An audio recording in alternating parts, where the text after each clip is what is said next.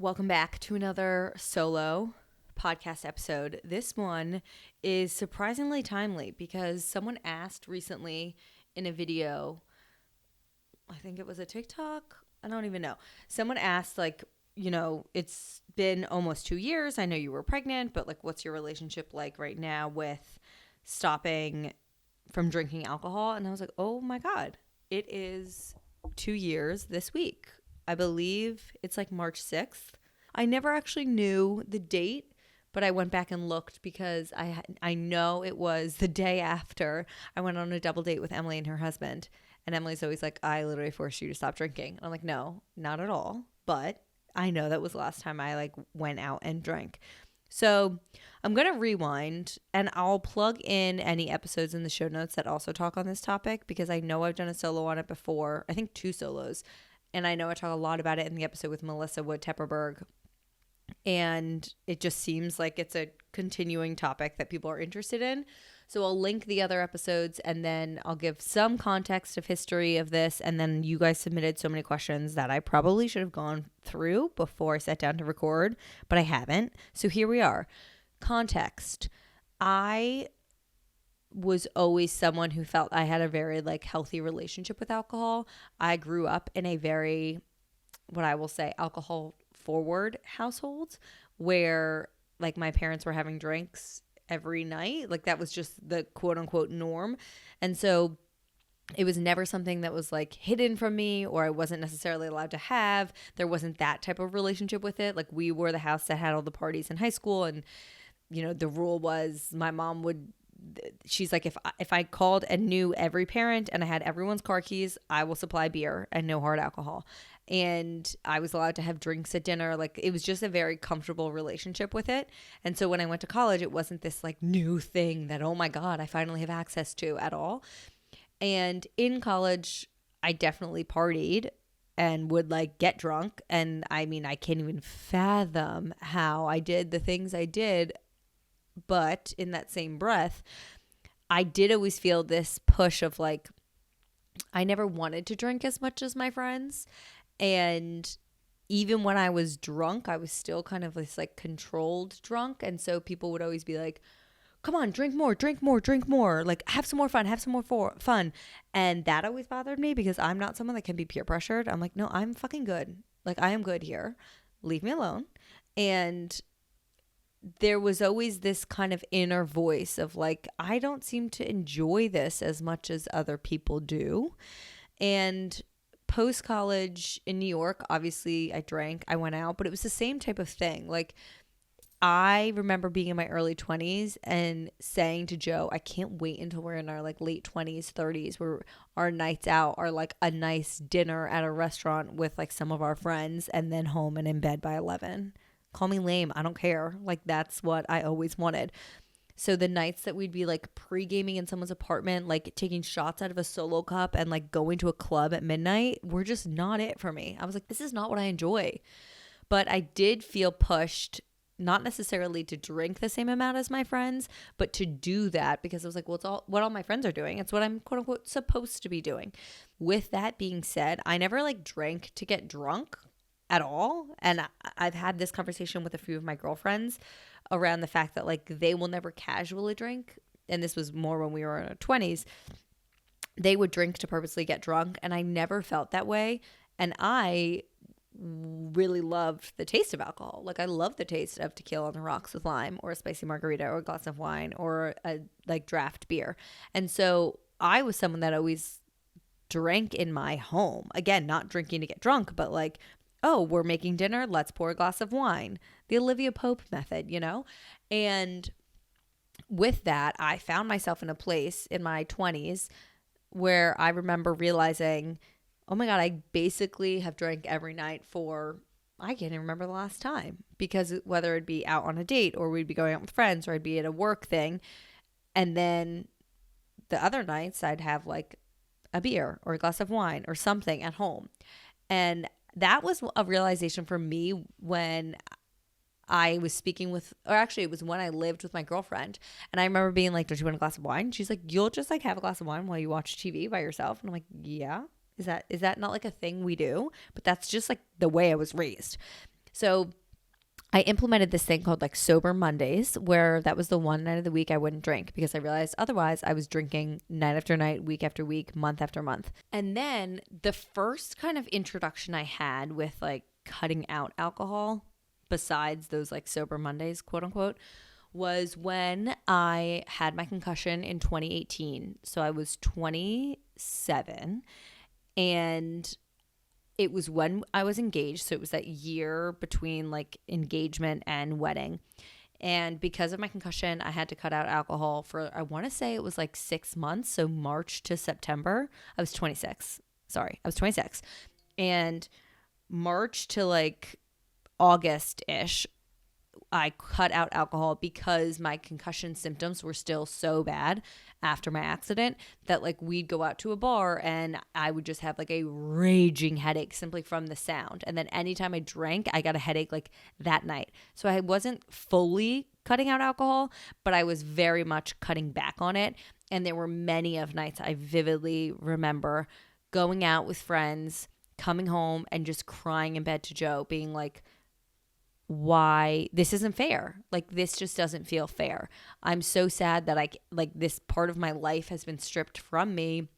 I miss being able to just have fun and be myself, and this fucking accident has ruined everything. And it's really interesting for me now to reflect on that time period because there is such a difference of why I felt that way versus why I now feel empowered by this decision. And it's because it was a decision. Right now, this is an active decision that's up to me whether I'm going to drink.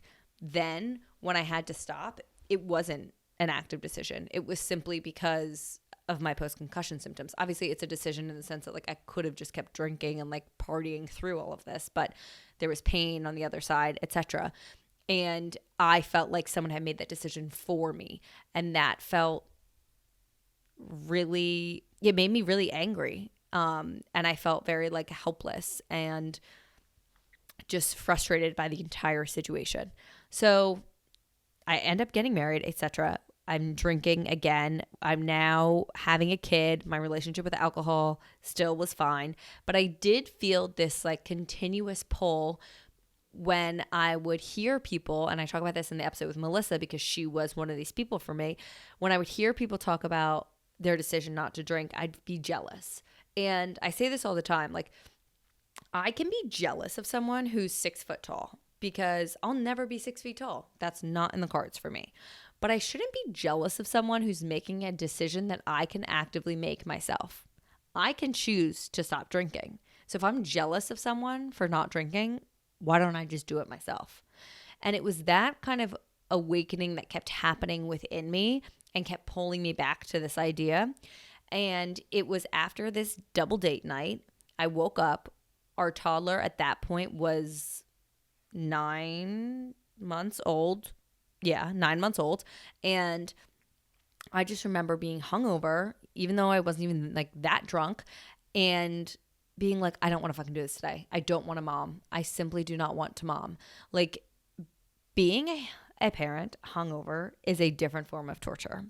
And it was in this moment that I said to myself, I love being a mom. It is one of the greatest gifts I've ever been given, and it is one of my favorite things I get to do. Why am I actively doing something that makes me dislike something I love?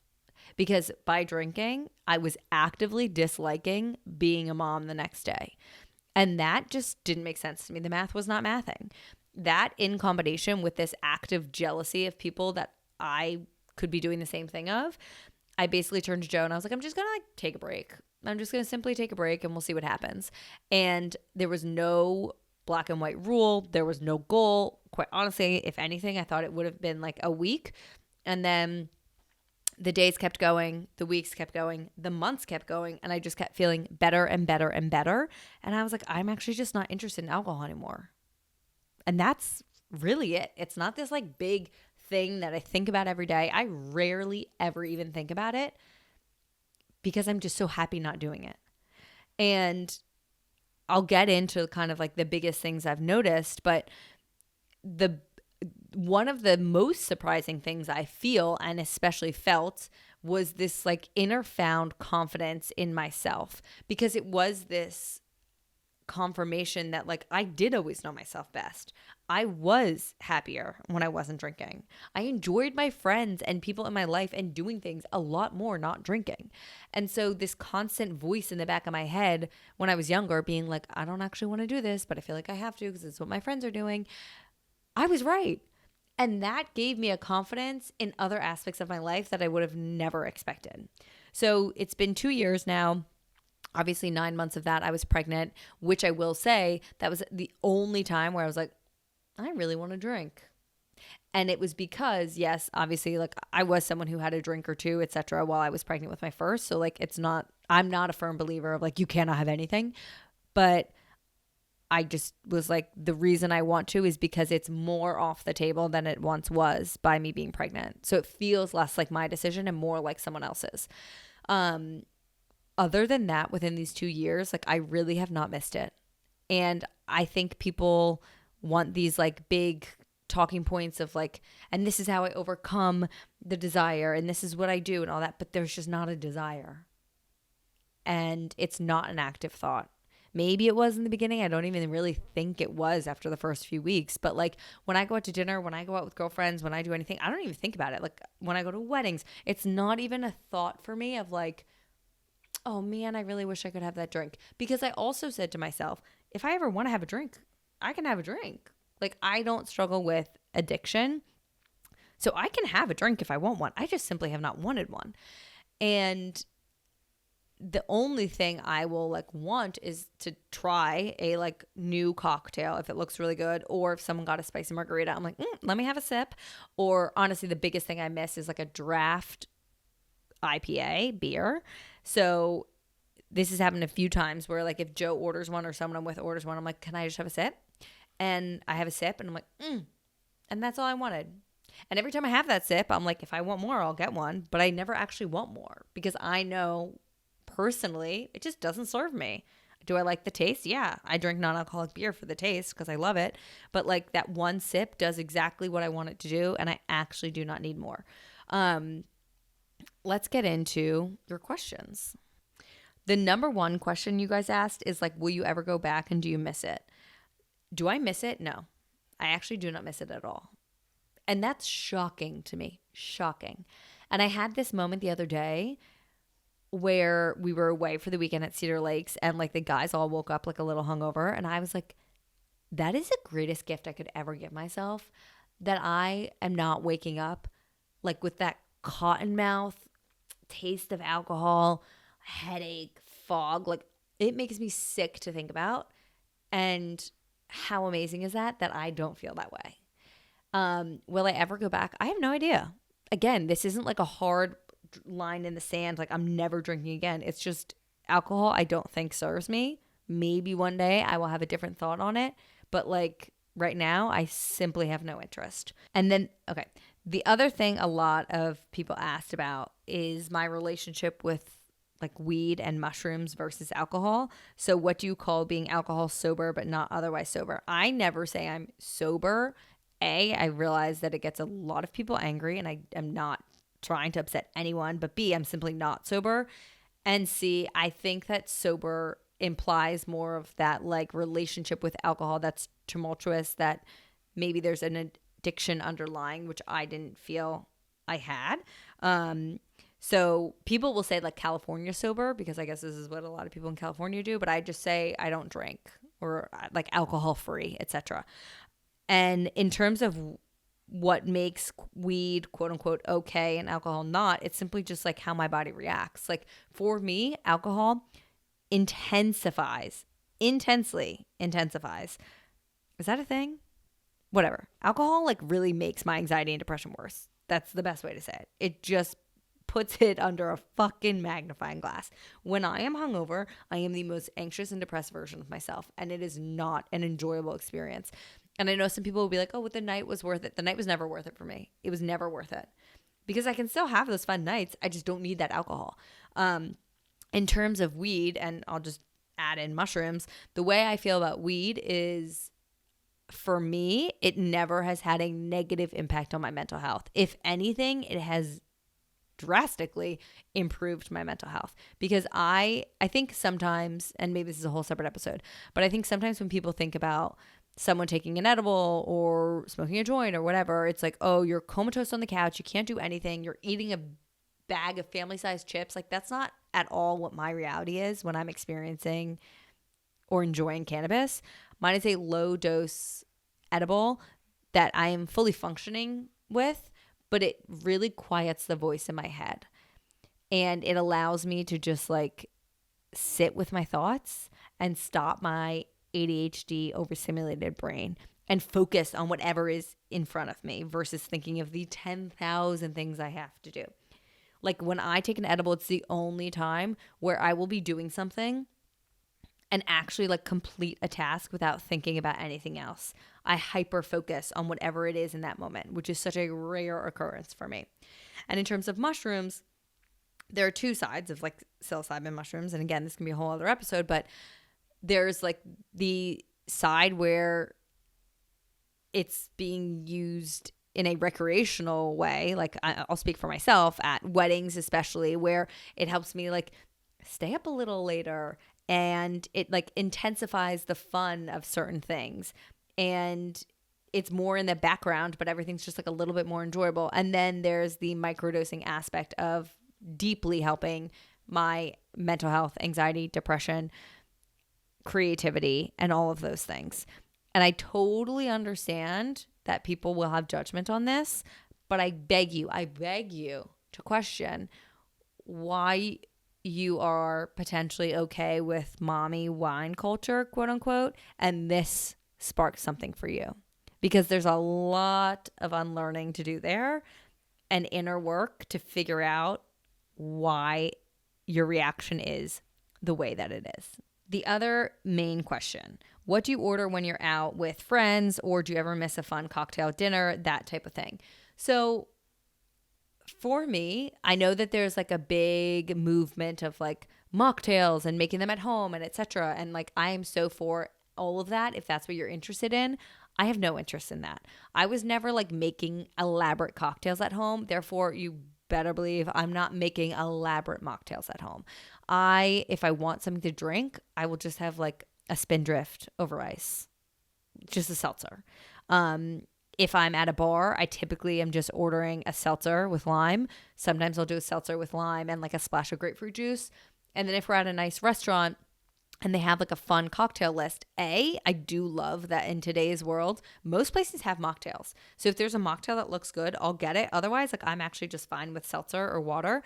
I also, if it's like a night out, will sometimes get a Coke with lime. Yes, I'm a Coke girl, not a Diet Coke girl, but that just for the caffeine and because it tastes delicious.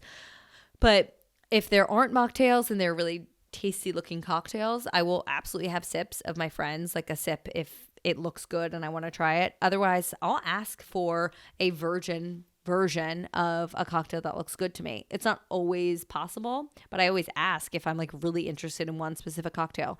Or sometimes I will say like being in a tropical location gives me more of that craving for a cocktail. So I will get a virgin mojito, which rules and is delicious, or a virgin pina colada, which is also freaking delicious. So it's not really ever a thing for me of questioning like, what am I going to drink? It's just, okay, I'll seltzer. And that like is totally fine for me. A lot of people are also asking like how to navigate going out with friends and that whole thing. So I'll kind of like lump all these questions into one. Navigating bachelorette parties when you don't drink anymore. I have been to, I don't even know the number, a handful of bachelorette parties and a handful of weddings since not drinking.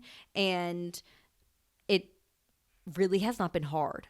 And I mean this like wholeheartedly. I'm not trying to like be like I'm holier than thou whatsoever. I'm just trying to explain to everyone that like it does not need to be a thing. And if you're surrounding yourself with people who make it a thing, then you're surrounding yourself with the wrong people. I will say there are also a lot of questions of like, have your friends changed, etc.? Have you felt peer pressured? Not one of my friends has ever made me feel badly about this. Not one friend. Not one friend has questioned it. Not one friend has peer pressured me. Not one friend has been like, oh, come on, just a drink. None of it. Every single friend in my life has been like, that's amazing. I'm so proud of you. Good for you. And it's not a thing. And we don't talk about it. I go out to dinner with my girlfriends all the time. I just simply don't order a drink. On these bachelorettes, I just simply don't get drinks.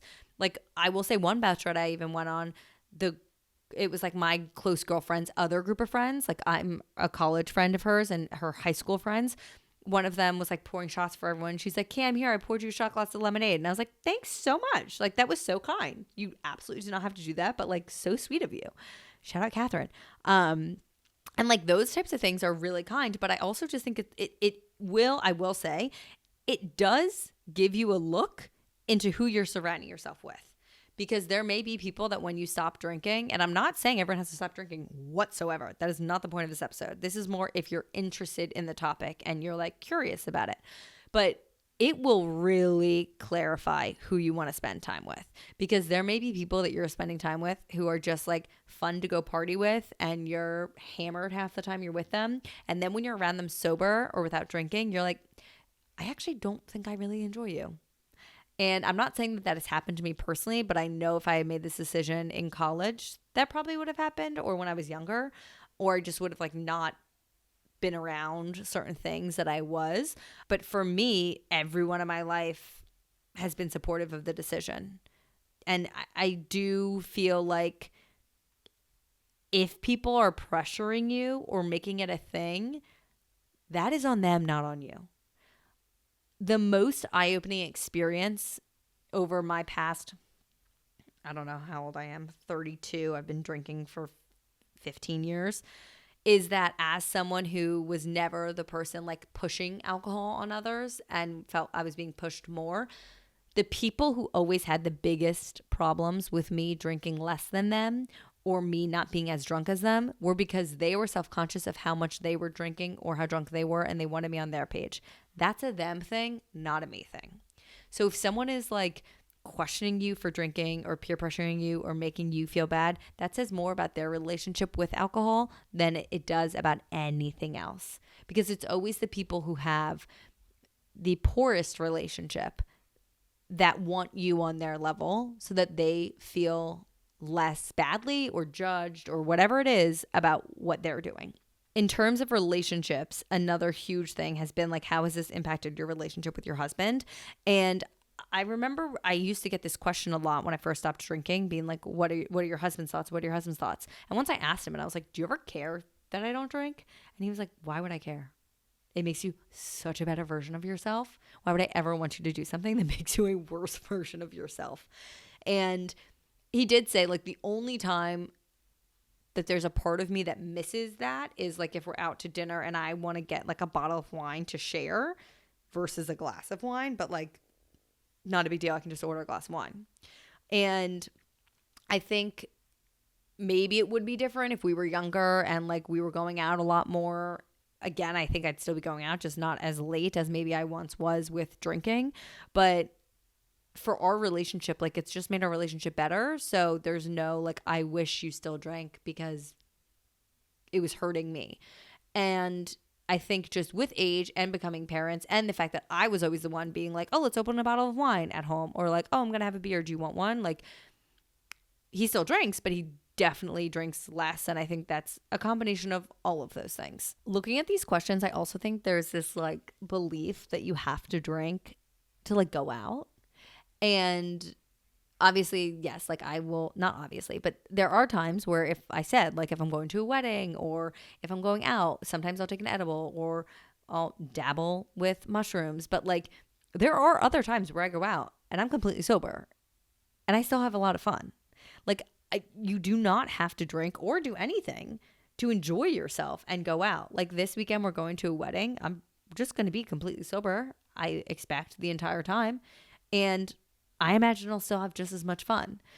And I think there's something so empowering in that. And I don't know the vocabulary I'm looking for when it comes to this, but there is such a confidence boost of knowing like I enjoy myself. I enjoy the people I've surrounded myself with.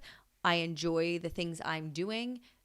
And I don't need something else to make this more fun. Someone asked, what do you tell people who give you a hard time for not drinking? And I know I touched on the whole concept of like peer pressure, etc. But if you want like a tangible thing, rarely I find I'm asked this anymore. Maybe it's because of my age or because all of the people in my life know, or because maybe people assume I could be pregnant and they don't want to touch on it, is if someone asks, I just say, oh, no, thank you, I don't drink. And then if they say why, I just say, oh, it doesn't serve me. I just keep it very simple. And if they ask more questions, I'm just like, oh, it really impacts negatively my anxiety and depression. Usually that will stop them. But if they keep going and they're like, oh, come on, just have a drink. This has never happened to me. But this is how I would handle it. I would just say, oh, you know what? I'm actually very, very confident and happy in my decision not to drink. I don't care. Order a drink if you want to drink. I'm not stopping you. I just personally have no interest. And then if they keep pushing you, don't be friends with this person. Like, do not give them the time. I'm sorry. I believe that. Like, who the fuck would push you to do something that you're saying doesn't serve you? Someone asked, do you get frustrated at big events around people all very drunk? I will say that's one of the harder things. But that was always a thing for me because I was never as drunk as everyone else.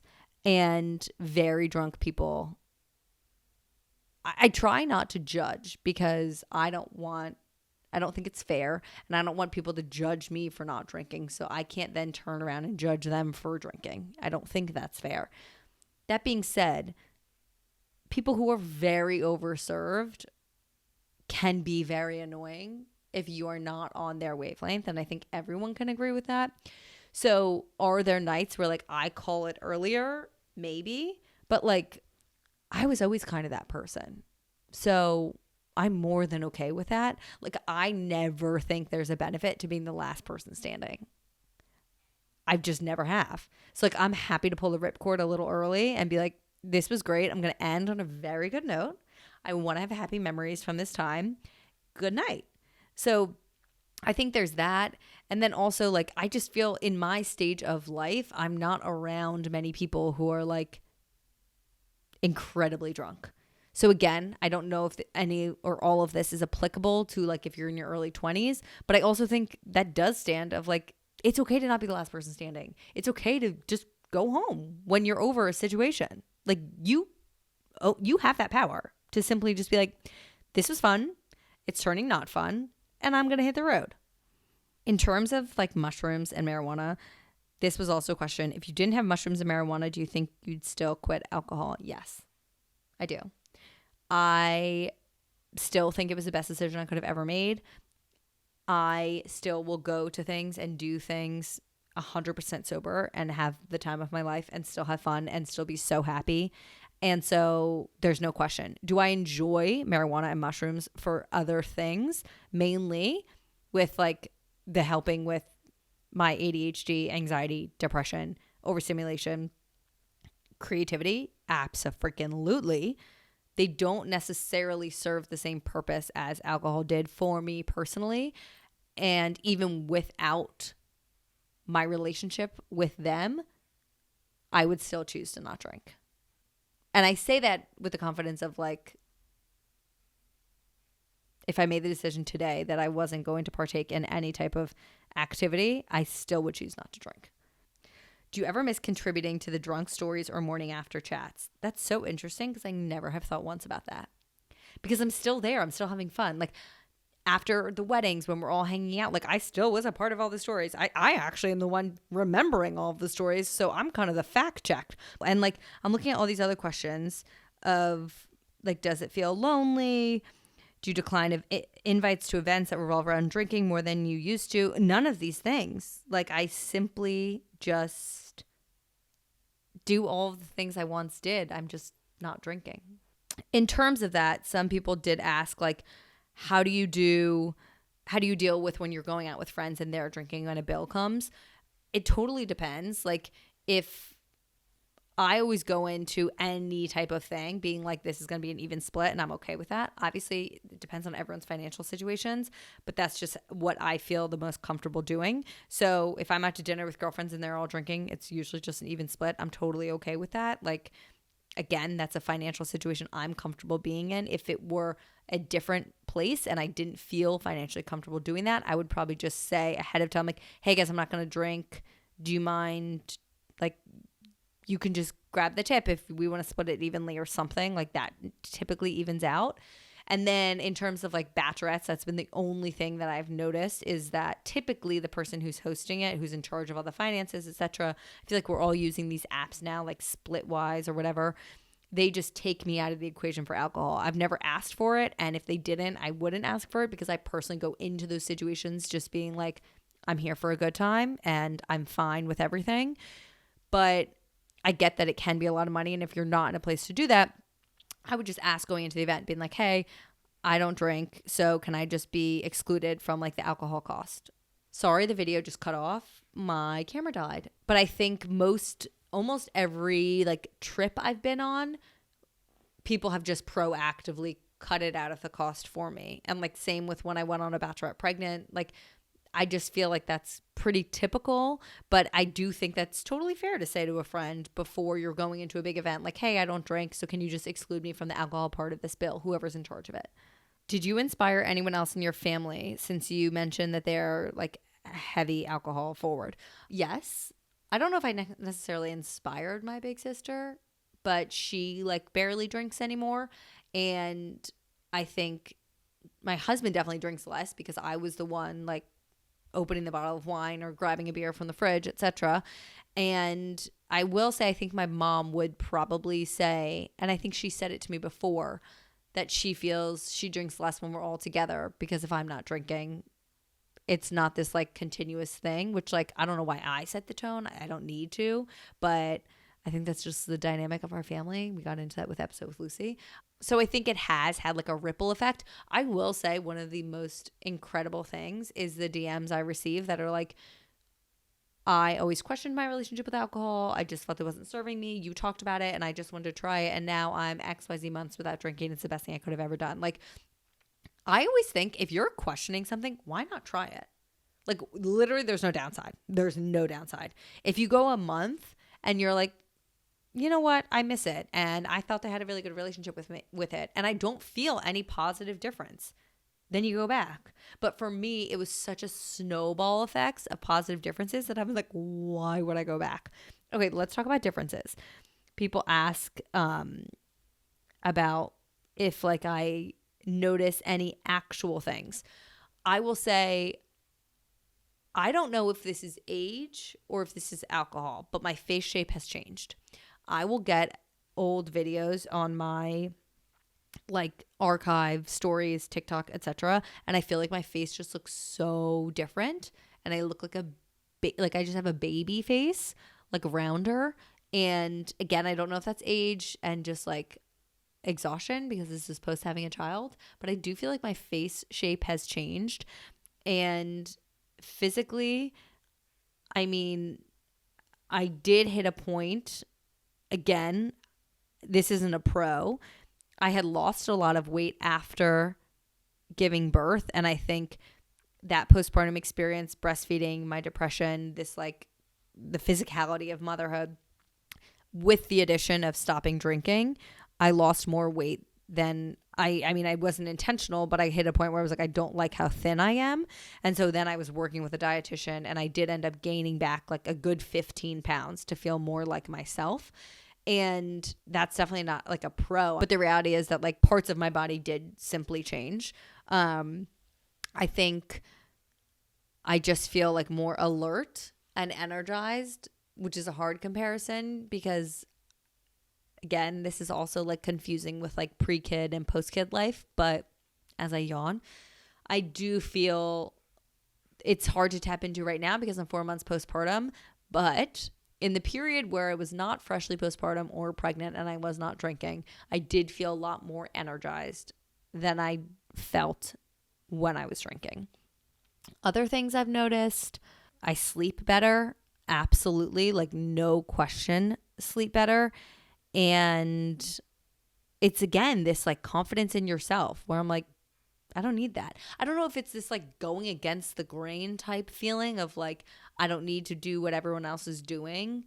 I don't think that's it. I think it's this like deep inner connection of like, I always knew myself best and that voice was right. And I'm so proud of myself for listening. I think those are all of the questions. The other like biggest one is just, do you ever miss it? And honestly, no. I don't. I do not ever miss it. Or there are times where someone opens, it's very specific moments. Someone gets a very good looking spicy margarita. I have a sip and I'm like, that tequila tastes good. And then I'm like, that's all I want, because I know what that does to my brain personally. Same with when someone orders a draft IPA. I'm like, that tastes, let me have a sip, because my non-alcoholic beer, my favorite ones, aren't draft and I wish they were. I have a sip. That's it. And the third would be like a crisp glass of white wine on a summer 5 o'clock. Again, if someone pours it, I have a sip and I'm like, that's actually all I wanted. And the pros have so heavily outweighed. I honestly can't think of any cons, that like I don't miss it because I'm so happy with my decision. So that's it. 2 years without drinking. I'm proud of myself, quite honestly, even though it's not like this active decision. When I sit down and really think about it, I'm like, wow, I'm really proud of you for putting yourself and your kids first. And if you're considering it, again, try. See how you feel. Nothing needs to be black and white. And if you have made this decision and you feel similarly to me, then like, go us. I'm proud of you too. Thank you so much for listening. As always, if you could rate, review, subscribe, do all of the things that helps. Share with friends on your social, tag me, etc. I love you and thank you for being here.